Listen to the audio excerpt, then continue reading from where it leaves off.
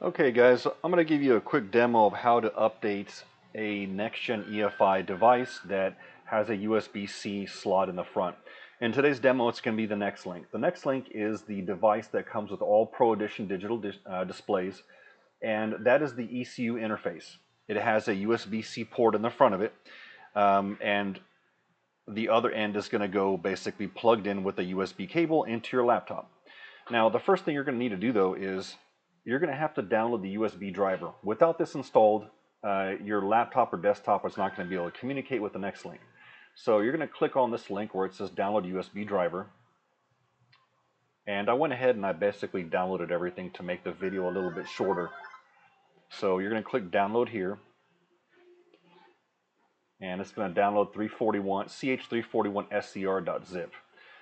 And what it's going to do, each one of your laptops or desktops is going to have a specific location where it stores your files. On mine, it just happens to be the downloads folder. So here's the file. I'm going to right click on it. And in Windows, I believe all Windows versions 10 and newer, they have a option to where you can right click on the file and click on extract here. I just happen to have a piece of software called WinRAR, and it does the same thing. So it just does the same. So if you have that, you can use it. If you want to use Windows and right click on stuff and click extract here, you can.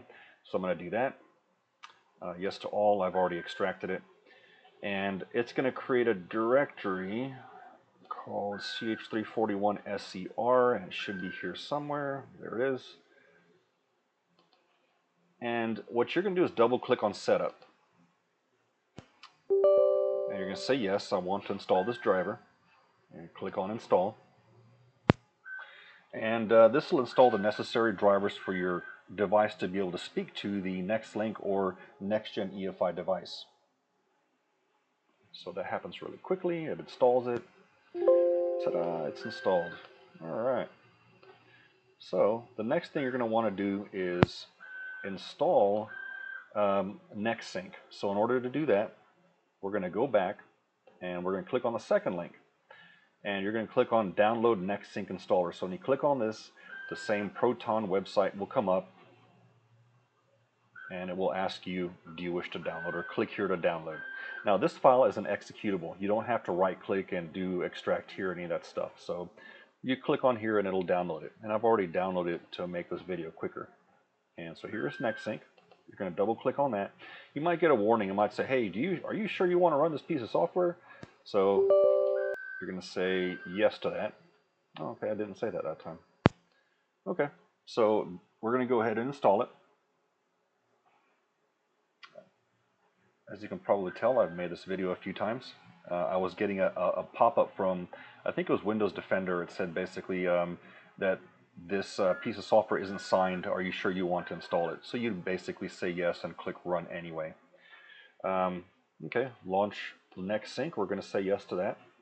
Now, NexSYNC, what it's going to do is it's going to talk to my server, and it's going to say, first it's going to double check to make sure it itself is the latest version.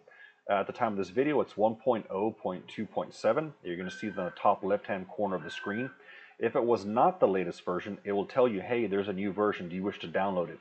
At that time, I would say yes, download it and install it. That way, you'll have whatever features this software has added to it, you'll have that latest version. At this time, you're going to want to plug in the USB-C cable into your NexLink and the other end to your laptop or desktop. I'm going to do that. And then click on refresh COM port. If you have multiple devices that create a COM port, you're going to see them here and it's going to be kind of confusing. Finding the right COM port is beyond this video, so what I would recommend you do is unplug everything from USB, other than if you have a USB mouse or keyboard, that can stay there, but something other than that that's not standard, and then you'll only have one COM type device installed. So at my laptop, COM3 is the latest. That is the device itself, the NexLink. I'm going to click on Get Versions, and here's the NexLink. That's the product I want to update. It's going to go to talk to my server and pull down all the versions I have. We're going to get the latest, which is X26. And then you're going to have to select which EFI system. So I'm going to select Haltech. Go down here, oops, Haltech, and it's going to say here, there's a message, requires the digital dash firmware update to the latest version. Please select from the list after you update the NexLink. So this is telling you, once you're done updating the NexLink, you probably better go update your digital dash also. So let's go ahead and see the review README. These are notes that I put in here that tell you what all I have added to this version here. So this version, I already know there's 2 changes, and that basically is the LEDs were flickering. Instead of staying on, they flicker. It still works the same, it just looks kind of strange, so I fixed that. And the warning lights, the shift indicator, you know, basically where you want to shift at, it wasn't saving correctly. It would always default to 6500, so I fixed those 2 bugs. And layouts, that basically means if I added any layouts, I would add that here.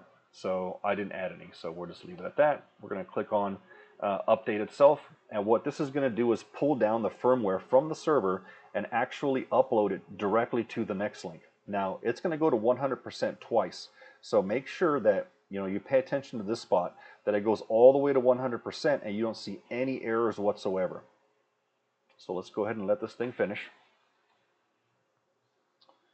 After it goes through 100% the second time around, you're going to want to wait for, I'd say, I don't know, 5-10 seconds before you actually unplug the NexLink or NexGenEFI device from the USB port.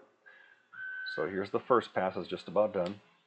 And let's see here, it says everything went good. It was verified. Now it's going to do the second pass. Now let's just wait here. And let's see what it does. All right, we're getting there.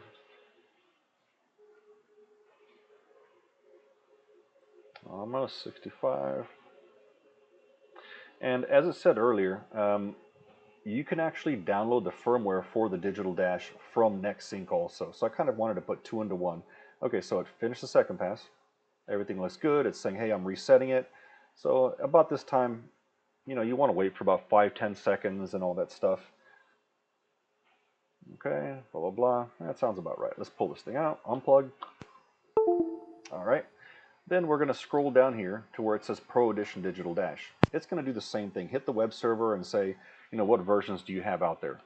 You're going to see 5 Pro Edition, 5 Pro Edition Moto. So if it has the word Moto in it, it's short for motorcycle, it's basically the high RPM version. Currently, the Pro Edition has 8,000, 9,000 RPM layouts, but the Moto goes up, I think, up to 15,000. So if you have a need for that, these are the versions that you would download. Now the Moto version is probably a little behind when it comes to the Pro Edition. I probably need to add some layouts to it. It always gets updated last, just FYI. So it's always good to come back and regularly, either get with me or check NexSync to see if there's a newer version of this. So back to what I was saying, the 5-inch Pro Edition, that's a standard, what everybody gets. The 7-inch Pro Edition, that's the standard what everybody has, the Moto versions. And the flip version, that's very rare that you're ever going to need this. This is only if your micro SD card slot is located at the top, which you'll know because I'll tell you. So if I haven't told you, don't download this. This is the 10-inch Pro Edition, then of course the NextCast stuff.